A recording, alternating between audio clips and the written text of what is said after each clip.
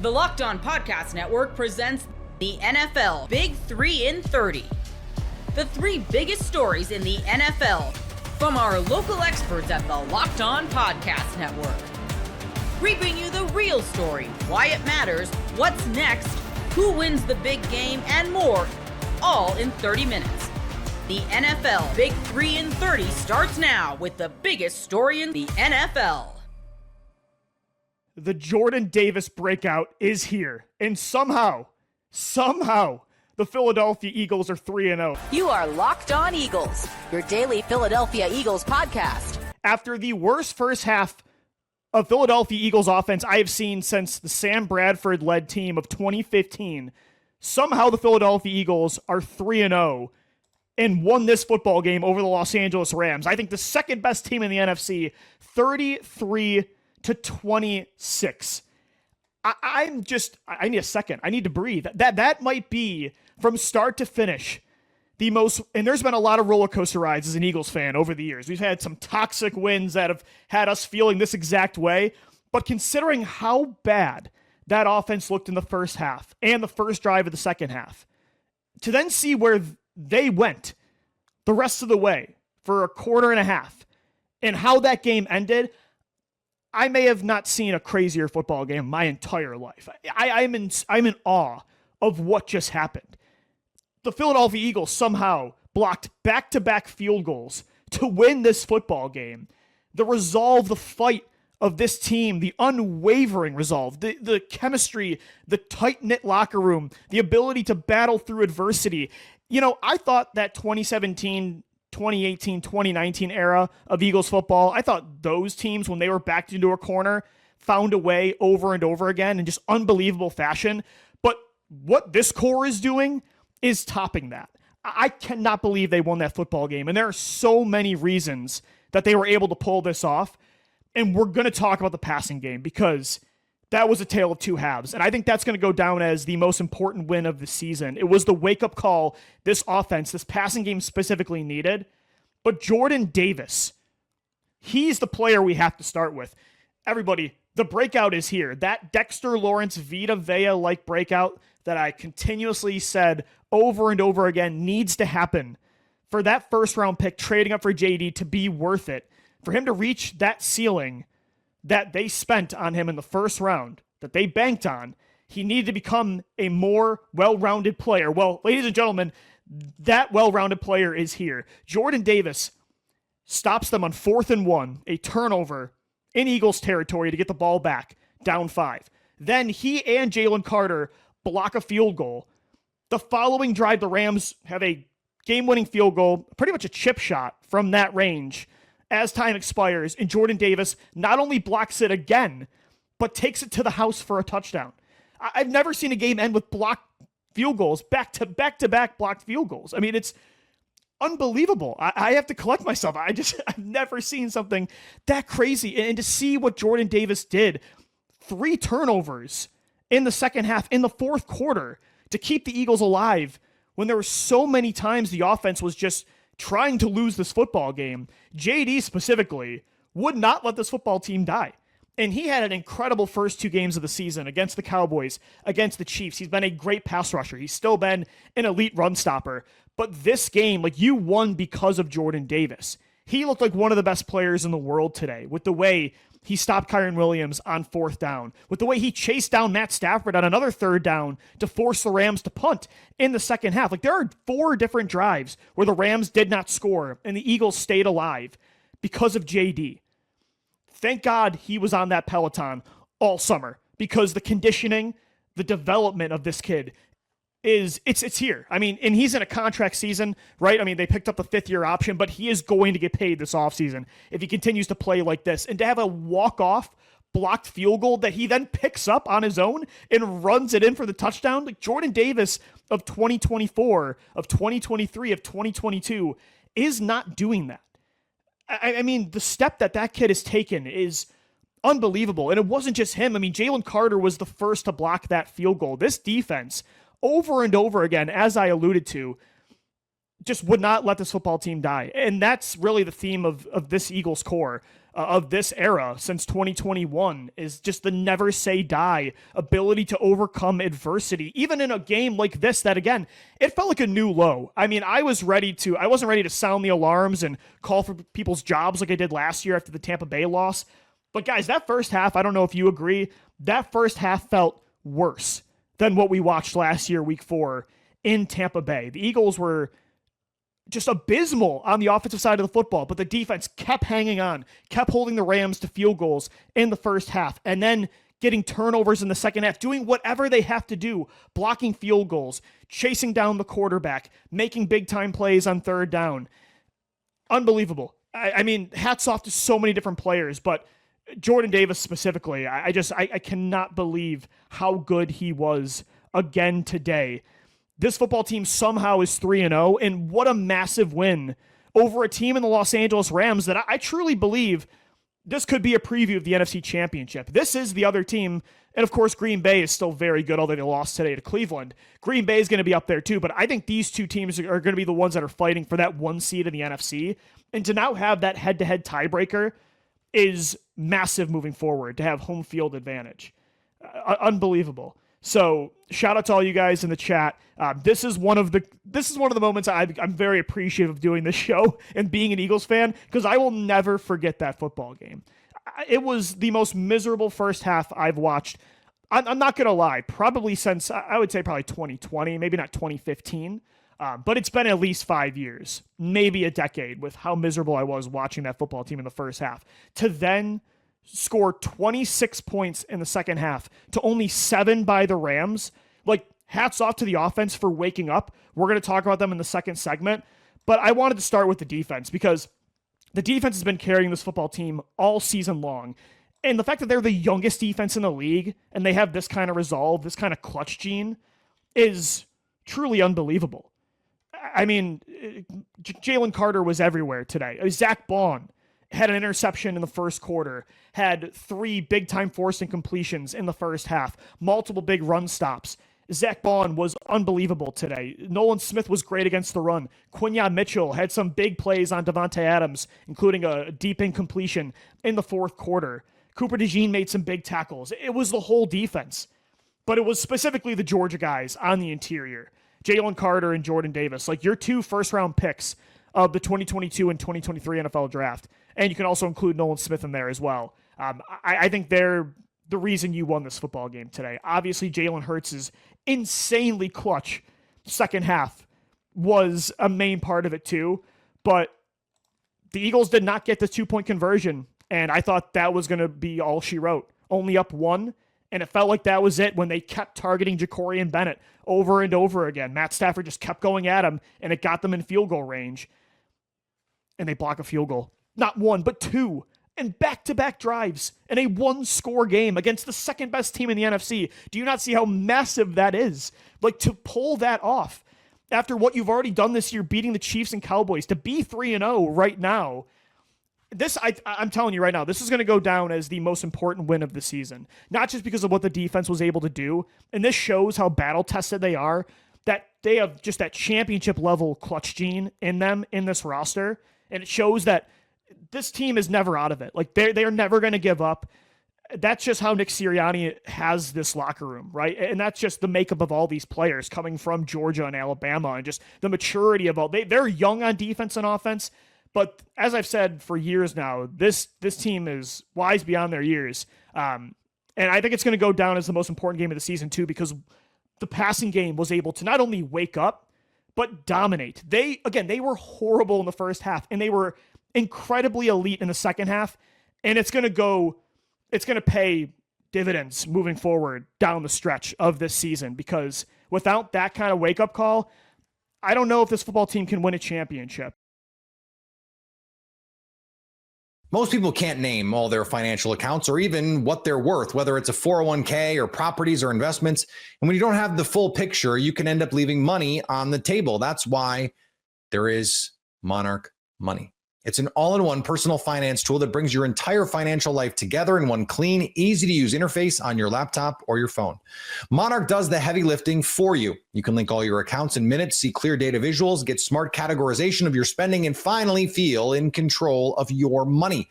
without ever touching a spreadsheet. I linked all my accounts to Monarch and immediately spotted a few subscriptions I wasn't even using. Canceling those all can save you money every month. Don't let financial opportunities slip through the cracks. Use code LOCKEDONNFL at monarchmoney.com in your browser for half off your first year. That's 50% off your first year at monarchmoney.com with code LOCKEDONNFL. The Cleveland Browns can thank their defense for delivering their first win of the season. You are Locked On Browns, your daily Cleveland Browns podcast. I would be remiss if I did not start this conversation, this post-game conversation, after one of the most improbable Browns wins in probably franchise history, but also in certainly recent history for Browns fans who have been following this team as long as many of you have. And as bad as things have been the last couple of years, this one stands out as one of the more remarkable and crazy wins that we've ever seen. And the fact that it went in the Browns' favor, because these are the types of games that normally the bounces don't go the Browns' way. So many of you listen to the show that follow this team, you're so used to the pain and heartbreak of the Browns being on the receiving end of a blocked field goal, right? Like the Ravens back in, I think, was it like 2011, 2010, whatever that was. There's so many moments like that. And for the Browns to then be on the receiving end of all the right bounces, a blocked field goal, an interception that sets up a touchdown to tie the game, and then they hit a game-winning field goal, it was long overdue. And so I'm thrilled for the fact that the Browns fans get to celebrate this one. But as I said, I'd be remiss if I didn't start with the fact that this defense, or this Browns win to get to 1-2 on the season and stave off an 0-3 start, was delivered by the Cleveland Browns defense. Like if I could add, I don't mess with sponsors here at the network. That's above my pay grade. I just read the sponsors and use the sponsors so that I can talk about them on the show. But if I could add a sponsor to the board this week for this show, it would this would be sponsored by the Browns defense. They were brilliant today for the third straight week. I understand they had the floodgates kind of opened on them in that game in Baltimore last weekend. I think that was just so much stress put on them from the miscues and mistakes from the offense and the special teams lapses last week that it was bound to happen eventually. And to have it happen against a Ravens team that's a Super Bowl contender obviously makes some sense. But for the third straight week, this defense was absolutely fantastic and, borderline, this is like the performance from today and these first 3 weeks combined generally. It is like, Ravens in 2000, the year they won the Super Bowl level stuff. I mean, it is just remarkable what this group is doing. And I'll rattle off just some of the stats here that sort of stood out in my mind. Obviously, the 10 points allowed. Cleveland's defense held the Packers to 230 yards of total offense. That's it. 81 of those came on the ground, so under 100 yards rushing. 149 came through the air. Nobody's run over 100 yards on this Browns team through the first 3 weeks. The Green Bay averaged going into that fourth quarter 3.5 yards per play. By the end of the game, that mark only had jumped to 3.8 yards per play after a couple productive drives by Green Bay to get down and score the touchdown, obviously, and then get into field goal range to potentially win it. And we know what happened. The Packers only crossed the 50 3 times in this game. And it was the 2 scoring chances they had where they actually scored. And then the potential game-winning field goal that was blocked. 6 different players, including Myles Garrett, Malik Collins, Carson Schlesinger, Mason Graham, Aiden Huntington, and Alex Wright, all had a hand in the 6 sacks that the team had on the day in general. I mean, that is as dominant as it gets. The numbers speak for themselves. They were incredible once again. And I can't say enough about how brilliant they've been through these first 3 weeks, but certainly in today's game.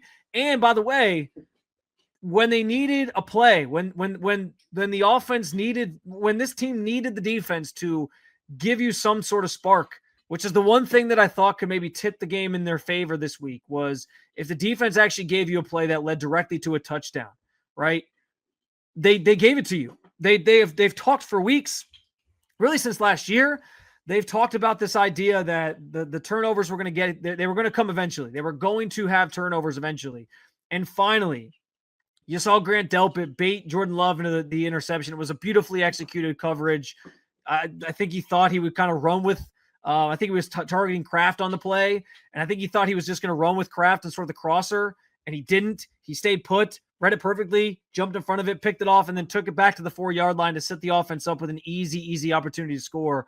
And that's what I mean by like gifting a touchdown to the offense. That's what it takes for this offense basically to score touchdowns at this point, is to give them short fields, give them opportunities where they can just punch it in pretty quickly. And the defense basically hand-delivered you a touchdown, and they finished the drive, tied the game up, and then that set the stage for everything else that transpired. I get that the last 2 drives were a little bit concerning. You let the last couple of drives were a little bit concerning in terms of getting the ball up and down the field. The Packers were able to move into scoring range on 2 separate occasions, and they obviously scored the touchdown, and then the other one they were lining up for a potential game-winning field goal, and so there was a little bit of give at the end there. But listen, when that defense is out there, for as long as they're out there, when that defense is trying everything they can to keep their team in the game, despite the fact that the Packers ran 61 plays and they're suffering through the Browns offense not being able to do anything. I talked about the Packers only crossing the 53 times. The Browns only crossed the 54 times. I guess technically 5 times, but all those times they crossed it, other than the final 3 times, they basically were in they were in the 40+ yard line. And so they either opted to punt, not kick field goals, all those different things. Obviously, the one time they threw the interception at the end of the half when they were throwing up a Hail Mary. So, like, this win does not happen without this defense setting everything in motion, and specifically the defensive line. They mucked that game up. I wish I could use another phrase, but we try to keep it pretty clean here at the Locked On Network. They mucked that game up, man. It was constant pressure on Jordan Love. He could, and then there was times like that drive in the second half that the Packers scored the touchdown on. Basically second quarter, and it was their second possession of third quarter, second possession of the second half. They marched down the field 14 plays, 76 yards, and scored a touchdown. And when that play was unfolding, you saw you could tell Jordan Love and Matt LaFleur made some adjustments where they were like, let's just take what the defense has given us. Let's just take the easy passes, dink and dunk, march their way down the field, they score. And it worked. And it kind of felt like, okay, maybe there's some give here. But the defense continued to be relentless. They continued to get after the quarterback. They started shutting even those plays down. And they did enough in this game to put the offense in position to win. It's unfortunate that the offense can't complement this group, because I'm telling you, this defense could absolutely win a Super Bowl. They are that good. And they've shown it these first 3 weeks of the season and been let down. And it's funny, like I had a whole column written that was basically about how the Browns are wasting a championship level defense this year and in 2 of the last 3 years, really. And I had to throw it all. I had to erase it all and backspace it and rewrite it because of how the game ended with the Andre Schmidt field goal. The NFL season is here, and FanDuel is making sure you're ready for the weekend with a can't-miss offer. Right now, new customers can bet just $5, and if your bet wins, you'll get $300 in bonus bets to use across the app. I love using FanDuel because it fits how I like to bet. Player props, same-game parlays, or even jumping in live as the action unfolds.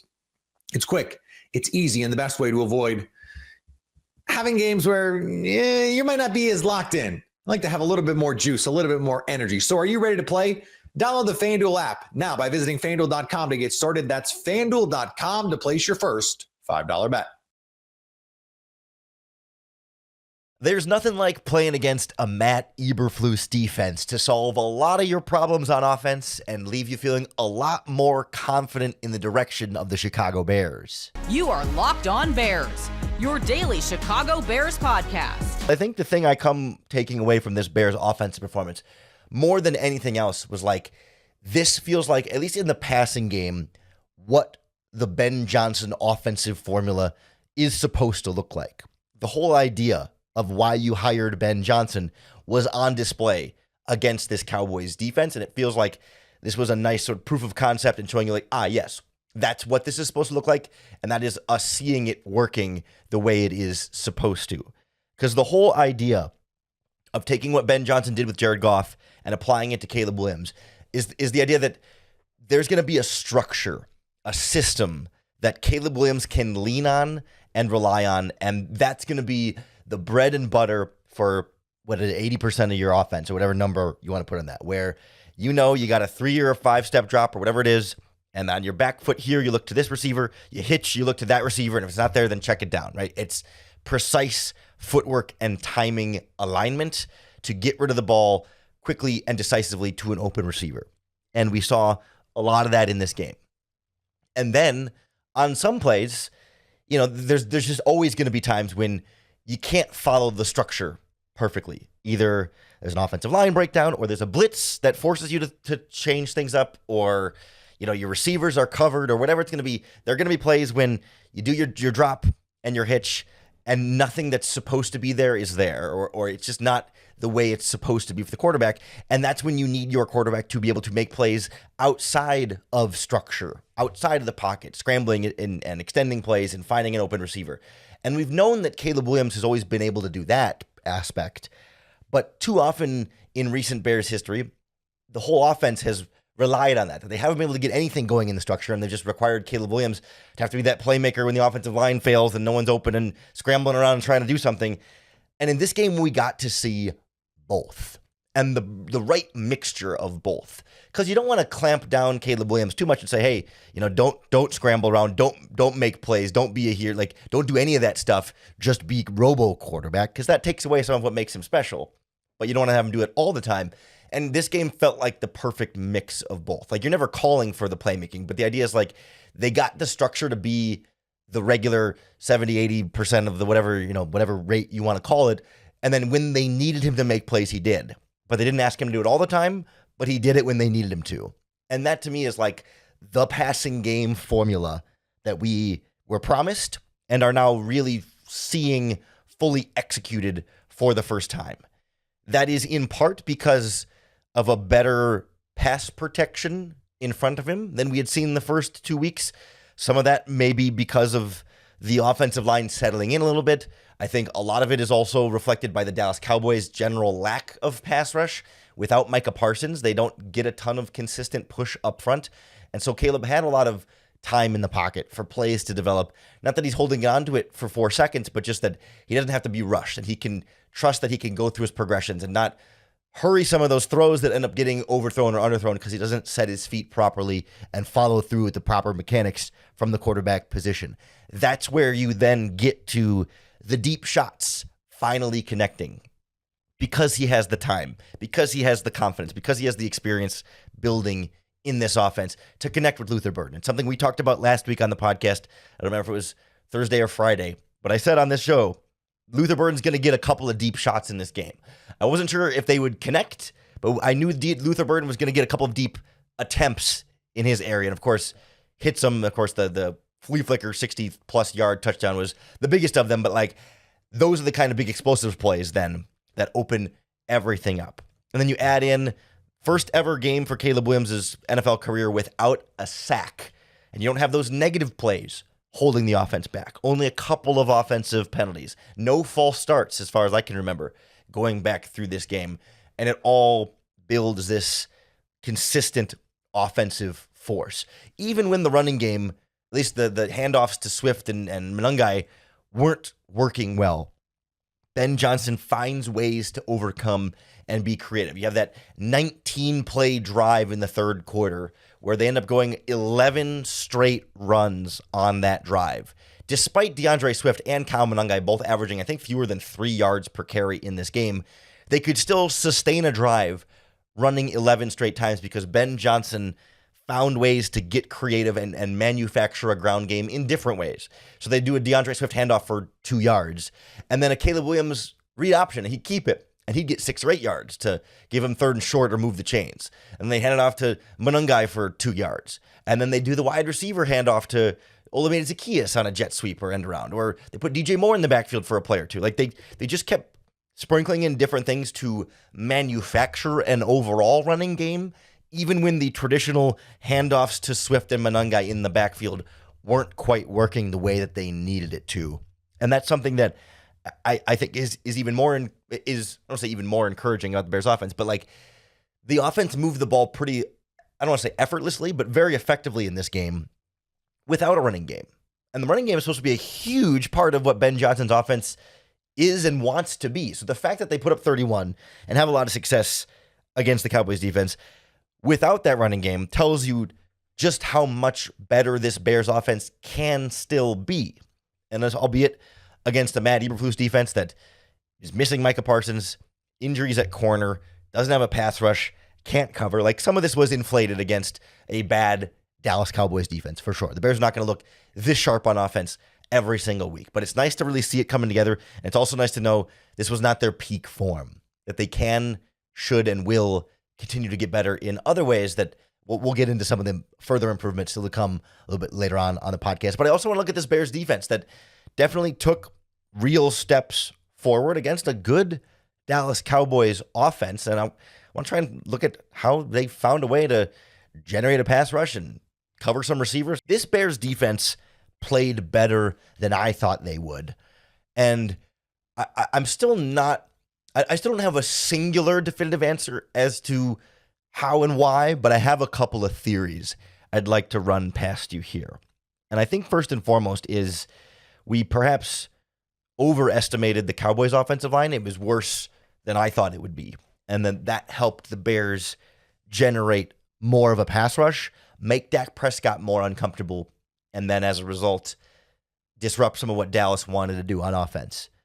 But I'm not totally convinced that it's all that, because like even the week before, right, where they were in a shootout with the Giants, like the Giants defense isn't, maybe not great, but they certainly have pass rushers. I mean, Kayvon Thibodeau, Abdul Carter, Brian Burns, Dexter Lawrence, and Chicago Bears legend Roy Robertson Harris. Like the Giants have a more talented group of pass rushers on defense than what the Bears do. And yet it felt like the Bears were having a lot more success pressuring Dak Prescott and disrupting this Cowboys pass protection than what the Giants could last week. So that one still confounds me a little bit. Like Montez Sweat played a lot better, got his first sack of the season, although he had one last week that didn't count because of penalties. And generally, I think consistently was winning pass rushes, generating pressure, even when he wasn't always finishing every play at home at the quarterback. Jerron Dexter had a bunch of great pressure in the middle too. Like some of this is just Bears players played better. Like they were just better. Grady Jarrett felt like he was a little bit better. Dominique Robinson had his first solo sack since his rookie season of 2022 when he just stepped right around the left tackle and made a beeline to Dak Prescott. Like some of that stuff is just like guys playing well. And I don't know if they were extra motivated to play against Matt Eberflus on the other side. I don't know if it was just like the natural, blank on the word, regression, a positive regression where they were playing below their standards. So just they were generally going to trend back to playing at a higher level because that's what the baseline is for guys like Montez Sweat and Grady Jarrett. And I also think some of it was Dennis Allen getting a little bit more creative with his front. And I think he blitzed a little bit more often. I got to have to double check the numbers with that. It felt like he blitzed a little bit more often and showed blitz a lot. And I think didn't necessarily confuse Dak Prescott because you're not really confusing a veteran quarterback with that at this point. But maybe some of the Cowboys offensive linemen had more trouble with that communication that causes more of the issues there up front. So I think that's a big part of it. I think another big part of this that it sounds obvious, but I want to make sure we don't just overlook, like the Cowboys losing CeeDee Lamb to injury early in this game. It was absolutely game changing. I mean, they scored on their first drive with CeeDee Lamb out there, and then without him, they really struggled to score the rest of the game. And it's not that, one wide receiver is the difference between the Cowboys winning and losing necessarily, but I think CeeDee Lamb can be the difference between a 31-14 final score and a 31-21 or even a 31-28 type of final score, given the Bears' struggles at cornerback. Like you're a lot less worried about Nashawn Wright getting consistently beaten by, Turpin and to some extent George Pickens than CeeDee Lamb, who could put up 150, 200 yards against a bad cornerback. That's just part of it here. But Tyreek Stevenson had a really, really strong game. Great in coverage, ripped out the forced fumble early in that game. That wasn't the first drive, but it was it the first drive of the game? It was one of the first drives of the game. Like he was good. Had a couple pass breakups in there, and he was in on coverage on a couple of those interceptions where he didn't get the interception, but it was he was helping in the coverage there that led to the interceptions thrown by Dak Prescott as well. So I think that was really, really encouraging there. And then I think Dennis Allen also very clearly wanted to take away the deep plays from the Cowboys offense. And so they said, screw it. We're putting two deep safeties back there a lot. And all Dak Prescott could do all game was throw short, like over and over again to to Jake Ferguson. You look at Dak Prescott's like passing chart from the game. He had 2 throws that went 20 or more yards downfield and only a handful that went 10 or more. The vast majority of throws were under 10 yards and a lot of passes behind the line of scrimmage there that just, they couldn't get explosive plays. And so the Cowboys had to go down the field, 4 or 5 yards at a time. And so that requires you to go, if you're starting at your own 20 and you're going to go 5 yards at a time, that would be 80 yards. Let's do some high school math here. 80 divided by 5 is 10 and 16. It would take you 16 plays to go down the field 5 yards at a time. And it's very hard for NFL offenses to sustain 16 play drives over and over again. Along the way, you get mistakes. You get penalties that put you behind the sticks. You get drop passes. You get sacks. You get pressures. You get blown up plays in the backfield. And that's kind of the formula for the Bears defense. Like, hey, don't give them anything big and make them consistently get those short plays down the field. Like, that's why even though they kind of struggled to stop the running game, like, it didn't make that big of a difference because it didn't allow the big runs. It was just a lot of 5, 6, 7 yard runs that can add up. But then you add in that, the Bears offense was ahead, so the Cowboys couldn't run the ball as much as they would want to. They had to throw, which makes the pass rush's job easier, makes the coverage guys' job easier because they're not trying to read, run, or pass. They just know they got to get back in coverage. And so, like the Cowboys got 8 completions, I think was the initial stat. Deshaun Wright in coverage was targeted 9 times, gave up 8 catches for a lot of yards. Noah Sewell targeted 9 times, gave up 9 catches, mostly to Jake Ferguson. Like, they were getting a lot of completions, but it was all 3 yards here, 4 yards here, 6 yards there. And then when you add in the pressure that the Bears were able to generate on Dak Prescott, and then, you got lucky on the first interception for sure when it hits George Pickens in the hands, and then he drops it, and Tremaine Edmonds dives and intercepts it. Great play by Tremaine Edmonds, but that wasn't genius scheming or a bad throw by Dak Prescott. The wide receiver gave you one there. Like, luck is always a little bit of a factor here too. Same with pulling the ball out of Javonte Williams' hands on that early handoff, right? Like, I think it's a combination of all these things that helped mask some of the Bears' deficiencies and help the defense play a lot better. Now, I don't think defense is all of a sudden solved, and they're going to hold every team to 14 points a game now from here on out. Definitely still some real question marks there, especially as you start to face some really good offenses again. But I think it does make a difference when you go from Justin Jefferson in week 1 and then, Amon-Ra St. Brown, Amon-Ra St. Brown and Jameson Williams in week 2. And then once you take CeeDee Lamb out of the game in week 3, a lot easier matchup for them on the back end. But also guys played better. I think Dennis Allen called plays a little bit better, schemed them up a little bit better, and it all came together really, really nicely there and gave them a lot to be able to build off of moving forward to where you feel like they're making some real progress here. And also felt like fewer defensive penalties too, all around fewer penalties. Still a couple here and there, but you weren't giving the Cowboys a bunch of free plays and free yards and, stuff that made their life that much easier as well. Now, all this being said, real progress, a lot to celebrate. Bears have improved. But they need to keep getting better because there were still real flaws and real mistakes against the Cowboys that didn't hurt them in this game. But, eventually you're going to play the Commanders, the Packers, the Ravens, the Eagles, and the progress needs to keep continuing from here. So we'll take a look at some of the stuff that needs to get better. And I think the way to look at this is hey, the Bears played really well in spite of these things going wrong. So think about how much better this Bears team can still be.